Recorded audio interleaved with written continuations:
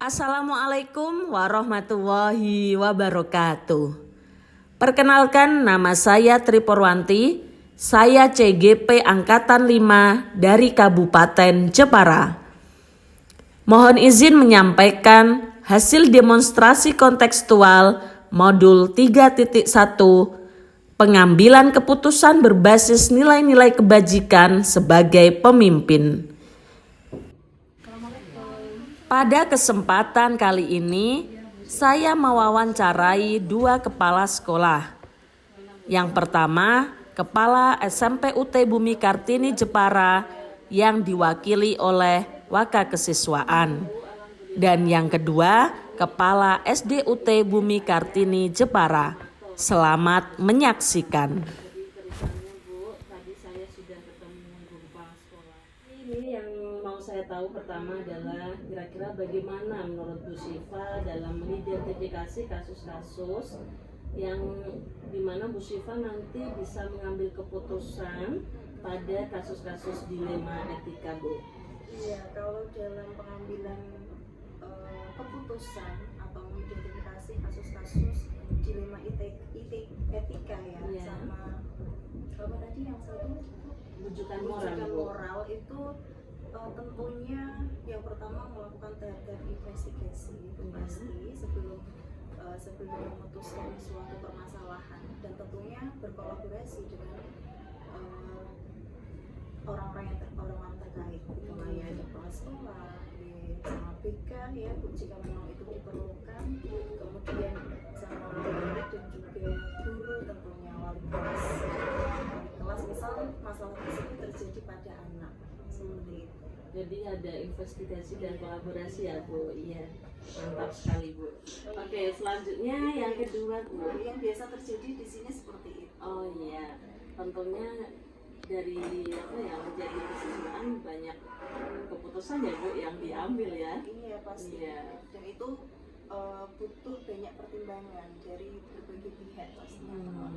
Siap. Bu, untuk selanjutnya, bagaimana Bu Syifa selaku Wakakesiswaan menjalankan pengambilan keputusan di sekolah atau dalam tupoksinya Bu Syifa sebagai kesiswaan ya, terutama untuk kasus-kasus di mana ada dua kebaikan atau ada dua kepentingan yang sama-sama benar. Nah, jadi tentunya kalau ada kebaikan yang atau keadilan yang sama-sama benar, itu dua-duanya mengandung benar dan benar. Itu kan membuat kita dilema ya, Bu ya. Betul. Nah, bagaimana Bu untuk menjalankan pengambilan keputusannya? Dalam mengambil keputusan yang mana kasus tersebut benar sama benar, tidak mudah ya Bu, pastinya butuh kolaborasi dari berbagai pihak. Yang pertama ya terkait dengan di ranah siapa tadi Bu ya. Jadi kolaborasinya pastinya kalau di sini ya sama kepala sekolah, ya sama wakakurikulum, juga perlu untuk sebagai pertimbangan untuk mengambil keputusan.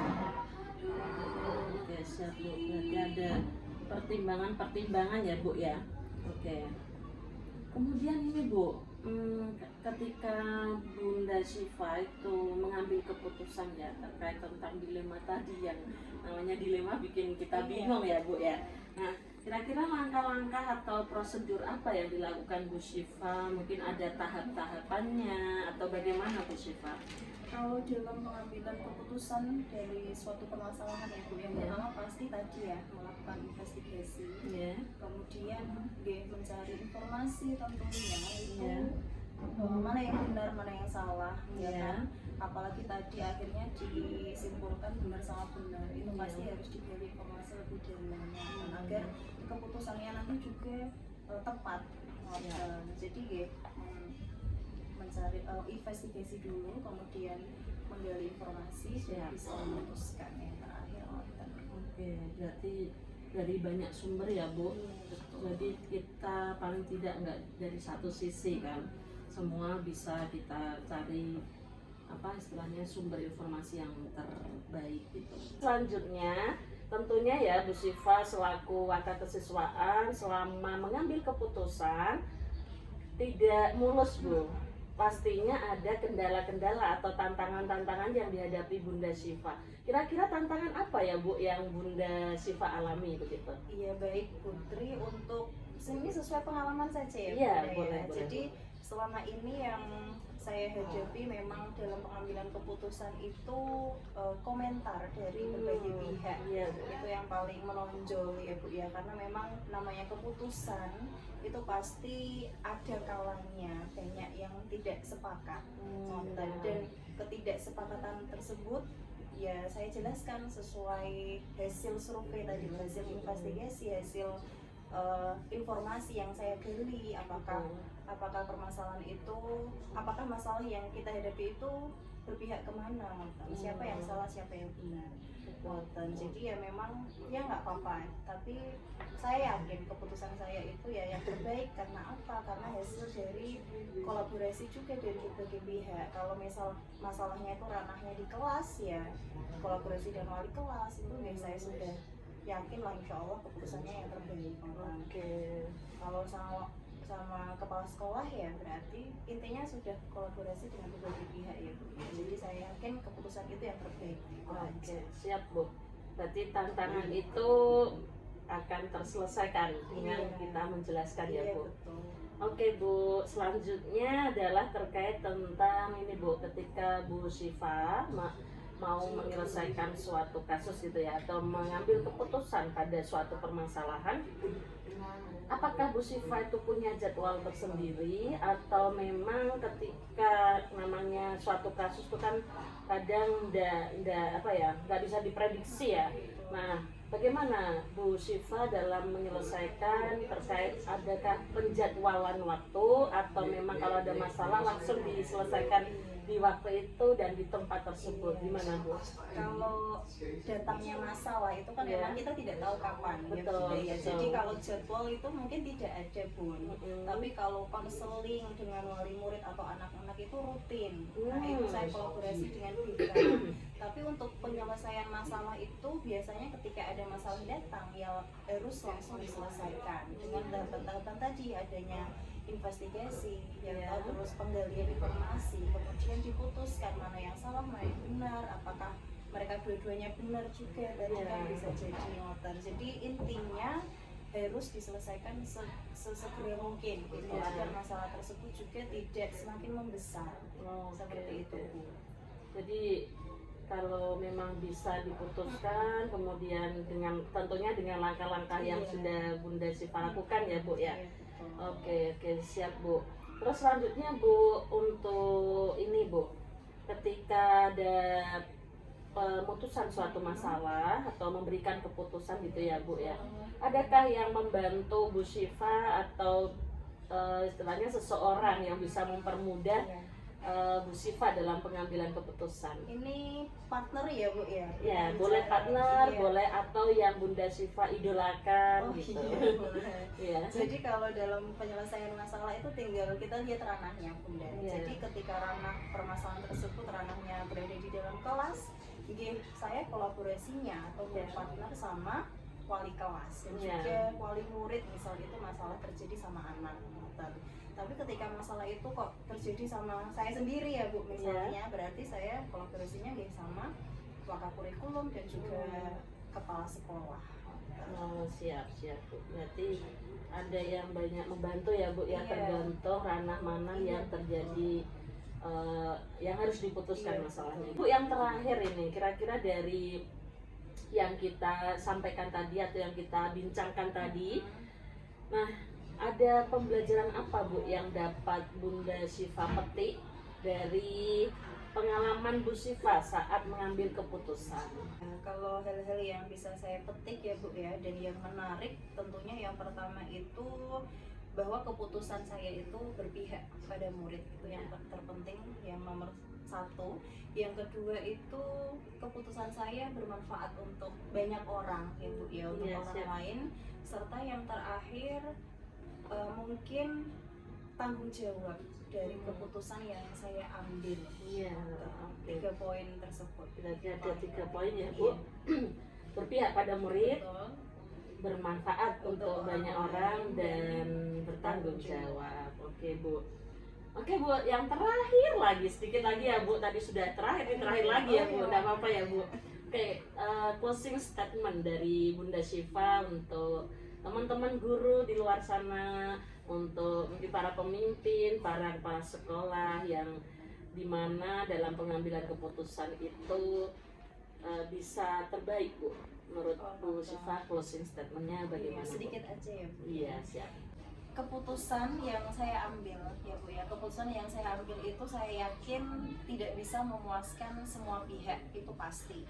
Akan tetapi saya mempunyai prinsip bahwasannya keputusan yang terbaik itu adalah keputusan yang berpihak pada murid.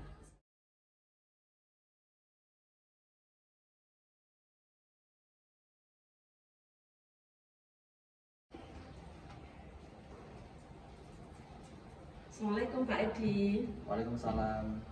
Silakan Putri. Iya. Silakan duduk. Gimana Pak kabarnya? Alhamdulillah sehat Putri. Putri Alhamdulillah. gimana kabarnya, sehat? Alhamdulillah sehat Pak. Alhamdulillah. Lagi sibuk Pak? Oh enggak, cuma ada kerjaan sedikit. Oh iya. Oke Pak. Gimana Putri? Kayaknya ada sesuatu yang penting sekali. Iya Pak. Jadi saya kan termasuk CGP di Kabupaten Jepara Angkatan 5. Jadi saya mewakili dari SMPUT Komunikasi Jepara. Kali ini datang ke SDUT untuk mewawancarai Pak Edi selaku kepala sekolah. Jadi saya mendapat tugas untuk mewawancarai terkait tentang bagaimana kepala sekolah dalam mengambil keputusan tentunya dalam kasus-kasus dilema etika Bapak. Yeah. Jadi mohon maaf ya Pak, ini merepotkan sebentar. Tidak apa-apa Putri. Yeah. Jadi ada beberapa pertanyaan Pak nanti yang saya akan wawancarai ke Pak Edi. Tentunya terkait dalam pengambilan keputusan yang selama ini dilakukan oleh Pak Edi selaku kepala sekolah. Baik. Gitu ya Pak ya. Ya, kita nggak usah tekan-tekan ya santai Pak. aja. Iya siap Pak. Siap. Jadi pertama begini Pak. Selama ini menurut Pak Edi bagaimana sih Pak Edi itu bisa mengidentifikasi kasus-kasus yang merupakan dilema etika atau bujukan moral? Bagaimana Pak ketika mengidentifikasi? Kalau memang itu merupakan salah satu pekerjaan kepala sekolah ya Bu ya. Yeah. Untuk mengidentifikasi segala persoalan termasuk pada pertanyaan Putri. Kalau saya seperti ini Putri, jadi sebelumnya kami memang mengamati persoalan atau kasus yang ada melalui komunikasi kami dengan beberapa guru, kemudian waka kurikulum, kemudian wali kelas, dan tentunya kami mencari informasi sebanyak-banyaknya sebelum kami mencari solusi dan menindaklanjuti hal-hal yang terkait dengan kondisi seperti itu yang Ibu Tri sampaikan. Oh iya, berarti ada komunikasi. Ya, komunikasi, kolaborasi bersama dengan para guru, maka kurikulum dan wali kelas. Oke, siap Pak. Oke Pak, selanjutnya ini Pak, bagaimana Bapak menjalankan kembali, maksud saya bagaimana Pak Edi menjalankan pengambilan keputusan di sekolah, terutama untuk kasus-kasus di mana ada dua kepentingan yang sama-sama benar dan sama-sama mengandung nilai kebajikan. Jadi menurut Pak Edi, oh ini kalau saya melakukan hal ini benar, kalau satunya lagi juga benar. Nah, bagaimana Pak Edi bisa menjalankan atau mengambil keputusan dari dilema itu? Oh, itu memang sesuatu hal yang sangat sulit ya Bu ya bagi kami selaku pengelola sekolah yang harus memutuskan salah satu, karena memang dua pilihan itu memang kadang sangat penting dan sama-sama betul, sama-sama benar. Dan mau tidak mau memang saya harus memutuskan, walaupun keputusan saya ini kadang belum benar mengurut orang lain, tapi saya bertanggung jawab dengan apa yang saya putuskan. Jadi itu kami mengutamakan atau melihat pada kepentingan pada peserta didik, itu yang paling utama. Karena suatu pilihan itu pasti ada yang lebih penting. Nah, walaupun semuanya penting, ada yang lebih penting yang perlu kita putuskan. Jadi memang yang jadi utama, prioritas saya itu adalah semuanya ada pilihan kepada peserta didik, itu yang paling utama kalau saya. Jadi berpihak pada murid ya, Pak ya? Berpihak pada murid. Oke, siap Pak. Oke Pak, selanjutnya apa langkah-langkah atau prosedur seperti apa yang selama ini Bapak lakukan saat mengambil keputusan? Tentu apabila kami atau saya mengambil keputusan, tentu kami harus melihat kondisi, situasi, kemudian informasi sebanyak-banyaknya, sehingga nanti apa yang saya putuskan ini benar-benar tepat sasaran. Tepat sasaran artinya benar-benar yakin sesuai yang apa yang saya lakukan. Itu melalui tadi kami ada komunikasi bersama para guru, kemudian mencari informasi dan komunikasi bersama teman-teman, apakah memang kejadian seperti ini atau informasinya seperti apa dan lain sebagainya, sehingga kami bisa mempertimbangkan mana yang seharusnya saya pihak atau saya pilih untuk kemudian ini menjadi tanggung jawab saya secara utuh, karena memang apa yang kita pilih itu yang akan kami bertanggung jawab. Jadi sebelum kami memutuskan, jadi kami harus menganalisa sebanyak-banyaknya, mencari informasi, menggali informasi sebanyak-banyaknya, seperti itu. Siap Pak. Oke Pak, selanjutnya hal-hal apa saja yang selama ini Pak Edi anggap efektif dalam pengambilan keputusan pada kasus-kasus dilema etika Pak? Selama ini yang terjadi itu tentu tidak jauh dari pendidikan ya, artinya dalam proses pelajaran, kemudian dalam tingkah laku atau tugas pokok dan fungsi terutama pada guru itu sendiri. Jadi tidak jauh-jauh dari itu sih sebenarnya. Kalau untuk itu Pak, untuk yang menurut Pak Edi efektif untuk sehingga Pak Edi itu bisa, oh iya saya ngambil keputusan ini adalah yang benar. Kira-kira hal apa Pak yang menurut Pak Edi itu sangat efektif? Ya. Kalau menurut saya yang paling efektif itu ya memang lagi-lagi seperti yang saya sampaikan berkali-kali tadi, memang mempentingkan pada proses pembelajaran anak. Artinya itu yang paling utama. Karena apapun itu, adanya sekolah ini memang tujuannya apa? Untuk mendidik putra-putri bangsa. Artinya kita berpusatnya pada peserta didik itu sendiri. Terkait dengan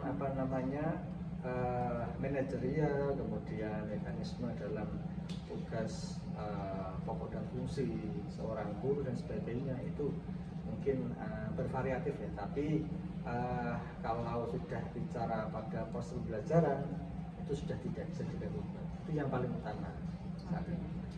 Siap Pak, itu efektif ya. Nah selanjutnya Pak, nah tentunya dalam pengambilan keputusan selama Pak Edi menjadi kepala sekolah tidak luput ya yang namanya dari tantangan, kendala seperti itu. Jadi kira-kira tantangan apa Pak yang Pak Edi hadapi selama menjadi kepala sekolah, kemudian ada berbagai banyak masalah dan tentunya masalah itu harus diputuskan dan banyak sekali dilema-dilema yang terjadi. Begitu Pak. Kalau jujur tantangan saya ini sebenarnya besar sekali, karena pilihan-pilihan ini, karena dilema etika ini kan memang hal yang sama-sama penyarinya, yang mana saya harus memilih salah satu.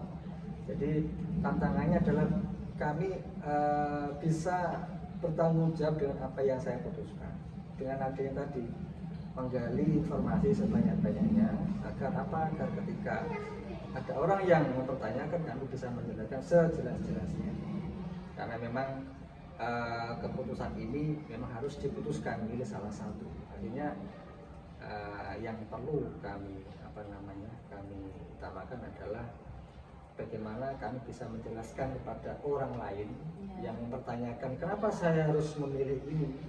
Saya bisa menjelaskan sejelas-jelasnya sehingga orang tersebut yang semula berpikir mungkin salah pilihannya, kami bisa menjelaskan karena alasan ini, sehingga mereka yang mempertanyakan bisa jelas dengan apa yang kami pilih lagi sesuai dengan keputusan yang terbaik. Oh ya Pak, pernah enggak Pak Edi itu merasa seperti ada komentar atau bahkan mohon maaf hujatan gitu dari teman-teman sekitar atau dari pihak luar, sehingga Pak Edi merasa benar nggak ya keputusan yang saya ambil, kenapa ada komentar-komentar negatif atau bahkan hujatan seperti itu menurut Pak Edi bagaimana? Kalau menurut saya tentu setiap pilihan, setiap kebijakan, setiap keputusan itu tentu pasti ada dampaknya. Itu pasti ada, dimanapun berada itu pasti ada. Tak terkecuali di lembaga pendidikan itu sendiri. Itu pasti ada. Namun yang saat ini terjadi itu bukan bukan kemudian menghujat, bukan sih, tapi lebih pada mempertanyakan. Kenapa sih kok Pak Edi menurut seperti ini? Paling itu sih. Kalau menghujat saya kira nggak sampai sana lah. Rasanya menghujat ya. Paling mempertanyakan kenapa kok pilihannya seperti ini. Kenapa kok pilihannya seperti itu? Paling itu yang selama ini terjadi. Akhirnya tugas kami ya menjelaskan apa yang kami pilih, apa yang kami putuskan itu. Karena banyak orang itu pasti mempunyai banyak argumentasi juga yang sangat berbeda-beda. Sudah kami jelaskan seperti ini, kadang-kala tidak bisa diterima akal sehat dengan baik. Itu juga ada. Artinya semua ini apapun keputusan ini memang harus diterima dengan baik, yang mana kami berupaya untuk menjelaskan alasan saya untuk mengambil keputusan juga sudah melalui banyak pertimbangan. Paling itu. Siap Pak Edi. Oke Pak, selanjutnya jikalau ada masalah-masalah begitu Pak, atau ketika Pak Edi mau mengambil keputusan, apakah ada jadwal tertentu Pak untuk menyelesaikan kasus dilema etika, dan misalkan memang ada kapan, kemudian atau bahkan ketika ada masalah itu Pak Edi langsung menyelesaikan seketika, dan bagaimana bentuk prosedur dalam menjalankan pengambilan keputusan tersebut? Menarik sekali. Jadi langkah-langkah saya, jadi kami gerak cepat dulu, karena itu kan persoalan yang serius. Karena itu kalau didiamkan nanti pasti akan tambah besar masalah itu. Jadi apapun itu kami harus segera menyelesaikan masalah itu. Jika ada beberapa masalah kami tetap mengelis ya, mencatat di buku kami, buku akidah kami, hal-hal yang mungkin sekiranya kami selesaikan. Tapi yang pasti kami akan segera menyelesaikan satu persatu persoalan yang segera kami putuskan dan segera akan kami sikapi. Jadi memang intinya kami tidak berlarut-larut dalam memutuskan hal-hal yang sifatnya urgent kita putuskan. Berarti langsung ya Pak? Ya, langsung kita putuskan. Cepat Karena kalau nanti didiamkan, nanti kadang-kala ada tugas yang lain yang kadang-kala akhirnya lupa. Yang tadi kita selesaikan cepat, akhirnya kita fokus ke kerjaan yang lain, sehingga kerjaan yang tadi yang seharusnya diselesaikan dengan cepat akhirnya terbengkalai dan akhirnya menambah masalah lagi. Tambah besar ya Pak. Oke, siap Pak.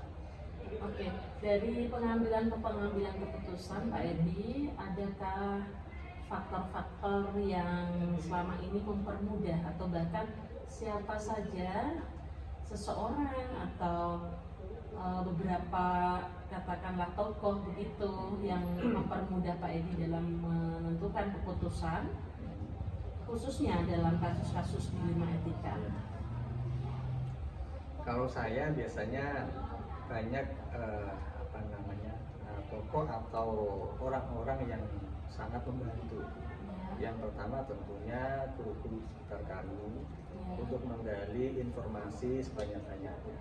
Juga ada kala dari wali murid ya, yang sifatnya juga sebagai partner kerja kami melalui grup-grup WA yang ada saat ini. Itu juga salah satu langkah kami untuk menggali informasi sehingga kami ketika mengambil keputusan kami semakin yakin dan mantap karena banyak sumber-sumber yang kami dapatkan, tidak hanya dari satu atau dua orang tapi dari berbagai sumber, dari orang tua dan siswa, mungkin jadi siswa, kemudian guru, waka kami dan sebagainya.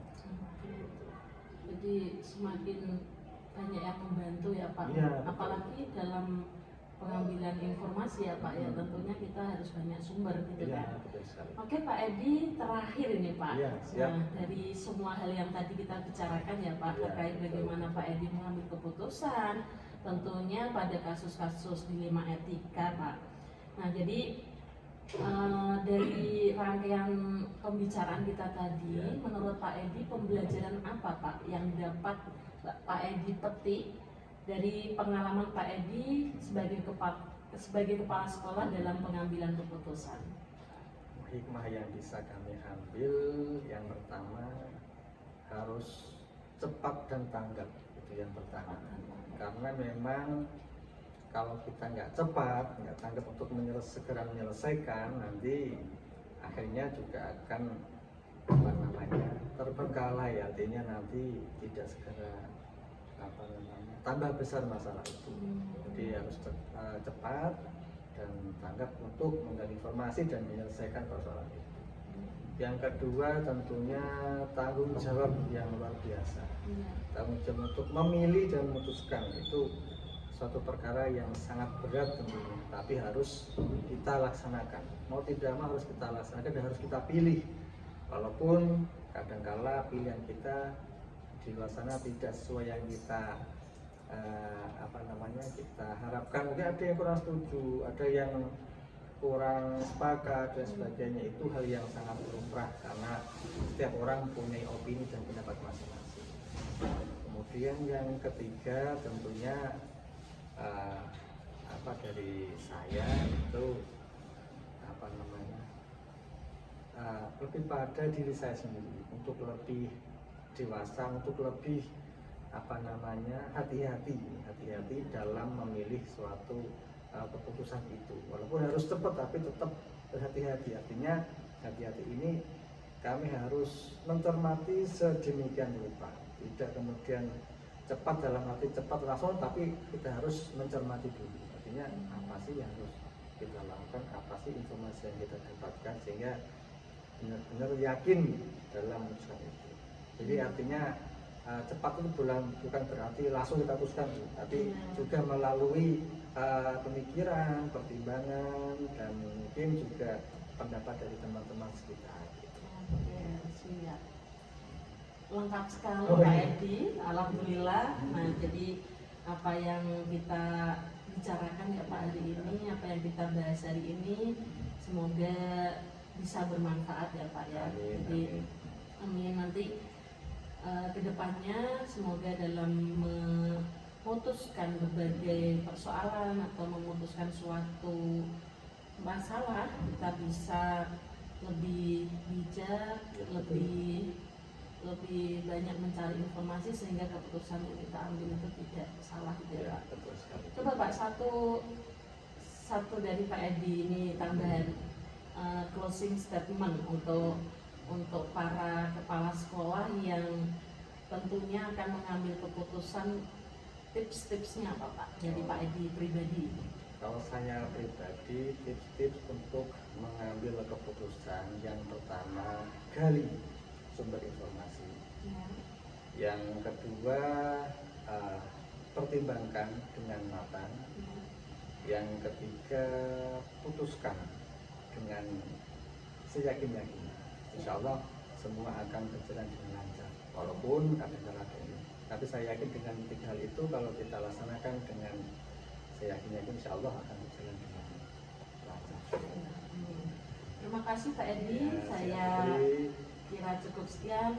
Mantap sekali jawaban Pak Edi dan ini membuat saya lebih memiliki wawasan yang banyak selaku Pak Edi sebagai kepala sekolah dan pimpinan saya di sini juga. Terima kasih Pak Edi sekali lagi, sehat-sehat selalu. Sama-sama Putri. Assalamualaikum. Waalaikumsalam warahmatullahi.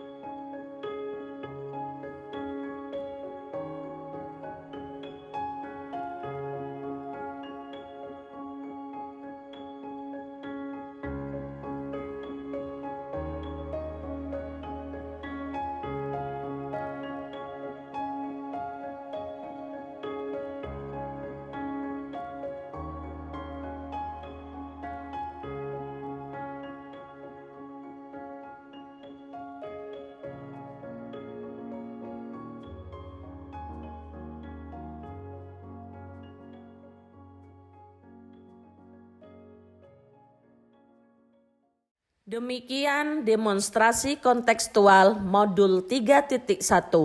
Semoga bermanfaat. Terima kasih. Wassalamualaikum warahmatullahi wabarakatuh.